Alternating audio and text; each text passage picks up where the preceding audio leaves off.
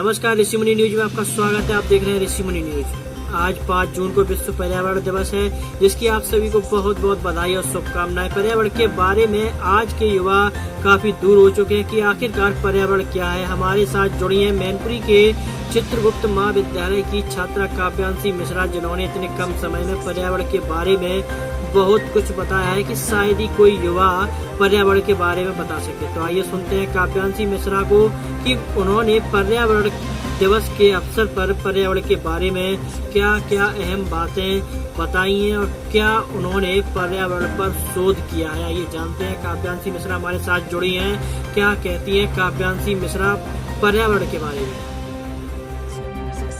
प्रणाम मित्रों, मेरा नाम काव्यांशी मिश्रा है और मैं चित्रगुप्त महाविद्यालय की छात्रा हूँ।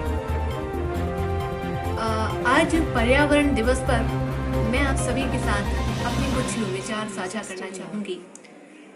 जैसा कि हम सब जानते हैं कि हर वर्ष 5 जून को अंतर्राष्ट्रीय पर्यावरण दिवस मनाया जाता है और ये भी हम सब जानते हैं कि हर वर्ष पर्यावरण दिवस एक नई थीम के साथ लोगों को पर्यावरण के प्रति जागरूक करने के उद्देश्य से मनाते हैं।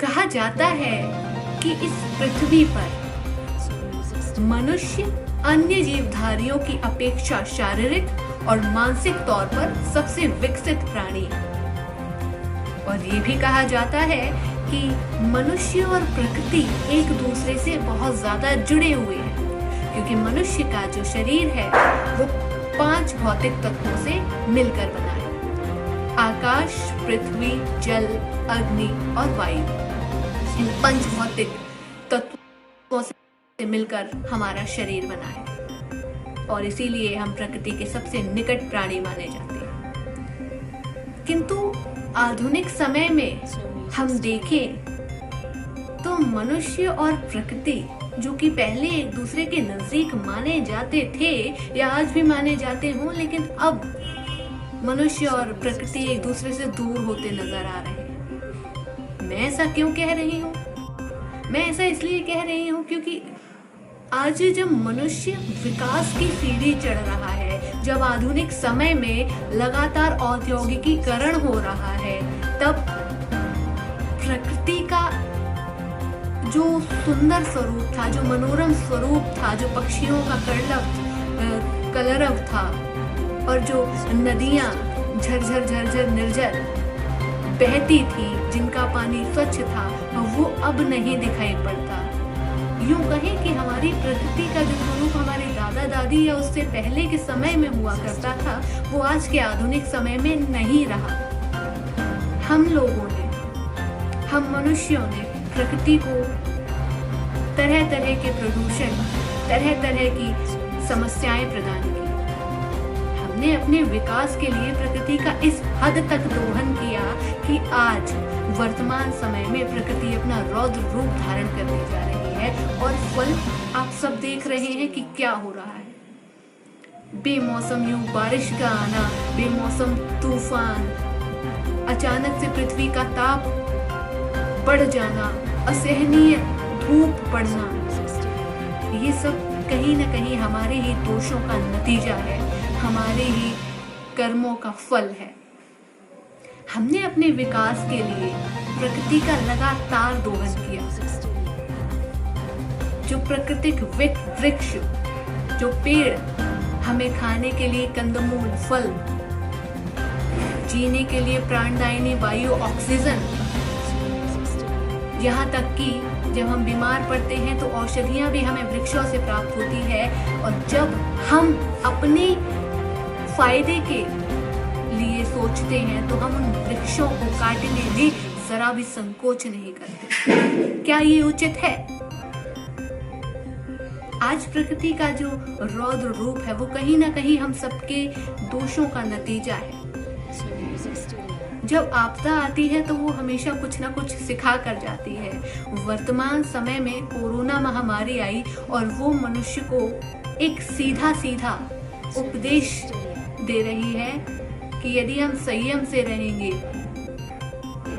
तो प्रकृति भी प्रसन्न रहेगी और हम भी प्रसन्न रहेंगे। वर्तमान में जब मनुष्य अपने घरों में कैद है तो प्रकृति आजाद है। पक्षियों का मधुर स्वर फिर से आकाश में गूंजने लगा है, बादल फिर से साफ हो रहे हैं, नदियां फिर से निर्बाध गति से बहती जा रही है, उनका जल स्वच्छ हो रहा है। इसका कारण है कि जब मनुष्य अपने घरों में कैद है तो ना ही कल कारखाने शुरू हैं, ना ही उनसे निकलने वाला गंदा काला पानी नदियों में मिल रहा है और ना ही नदियां प्रदूषित हो रही हैं। जल प्रदूषण की सबसे बड़ी समस्या भी हम मनुष्यों ने ही उत्पन्न की है और आज दशा ये है कि हम बूंद बूंद पानी के लिए, आप दिल्ली में देखें तो पानी साफ नहीं आता और कई जगहों पर आज अपने शहर में भी पानी साफ नहीं आता है, गंदा पानी आता है, नाली का पानी आता है, ऐसी महक होती है पानी। क्यों? ये सब हमारे ही दोषों का कारण है। हमने कभी जल संरक्षण का विचार किया ही नहीं है, हमने कभी ध्यान दिया ही नहीं कि हमारे कारण जल प्रदूषित भी हो रहा है। हम गंगा में यदि स्नान करने जाते हैं तो जो हमारे भीगे हुए वस्त्र होते हैं उन्हें किनारे पर छोड़कर ही आ जाते हैं। क्या ये उचित है? हम प्रकृति पर, हम पृथ्वी पर अपना एकाधिकार समझते हैं, जबकि पृथ्वी पर हमारे अलावा भी अन्य जीवधारी हैं, लेकिन हम उन्हें वो मान नहीं देते जो हमें देना चाहिए, जो हमारे पूर्वज उन्हें देते थे।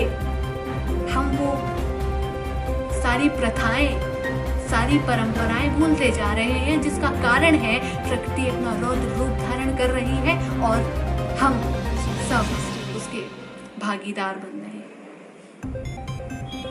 वृक्ष हम लगाते अवश्य हैं, लेकिन वृक्षों का ध्यान हम नहीं रखते। एक वृक्ष को लगाने के बाद हम एक तस्वीर खिंचाकर सोशल मीडिया पर अपलोड करने तक उस वृक्ष के साथ रहते हैं, लेकिन उसके बाद हम कभी उसकी ओर ध्यान तक नहीं देते कि वो वृक्ष सूख गया या थोड़ा बड़ा हुआ या नहीं। ये सब हमारे दोष हैं, हमें इनमें सुधार लाना होगा। विकास और पर्यावरण एक दूसरे के विरोधी नहीं, अपितु एक दूसरे के पूरक हैं, किंतु हमें एक ऐसी अवधारणा की आवश्यकता है जो विकास और मनुष्य, पर्यावरण, इन तीनों ही चीजों के अनुकूल हो, किसी का भी दोहन ना हो। वर्तमान में जब मनुष्य का विकास रुका हुआ है तो प्रकृति का मनोरम स्वरूप लौट रहा है, लेकिन उससे पहले जब मनुष्य का विकास हो रहा था तो प्रकृति के साथ अत्याचार हो रहा था, तरह तरह के प्रदूषण और न जाने कितनी समस्याएं उत्पन्न हुई। अगर मैं दिल्ली की बात करूं तो दिल्ली में जब वायु प्रदूषण अपनी चरम सीमा पर हो जाता है तब वहाँ ऑडिबल लागू हो जाता है। तो क्या ये ऑडिबल हम हमेशा नहीं चला सकते, जिससे कि प्रदूषण की समस्या उत्पन्न ही ना हो? क्या जरूरी है जब हम पूरी तरह से रोगग्रस्त हो जाए तब हम दवाई लें? क्या हम ये नहीं कर सकते कि हम नित्य व्यायाम करें और हमें रोगी बनने की आवश्यकता ही ना पड़े? तो हमें आवश्यकता है ऐसे विचारों की, हमें आवश्यकता है ऐसी अवधारणा की जो मनुष्य और प्रकृति दोनों के अनुकूल हो, क्योंकि वर्तमान में प्रकृति का जो रौद्र रूप हम सबको देखने को मिल रहा है उससे हमें ये समझना होगा कि अब प्रकृति इंसाफ चाहती है। अब प्रकृति चाहती है कि उसको मनुष्य समझे और उसके अनुकूल ही अपने क्रियाकलापों को करे। अन्यथा ये तो सिर्फ ट्रेलर था, फिल्म अभी बाकी है।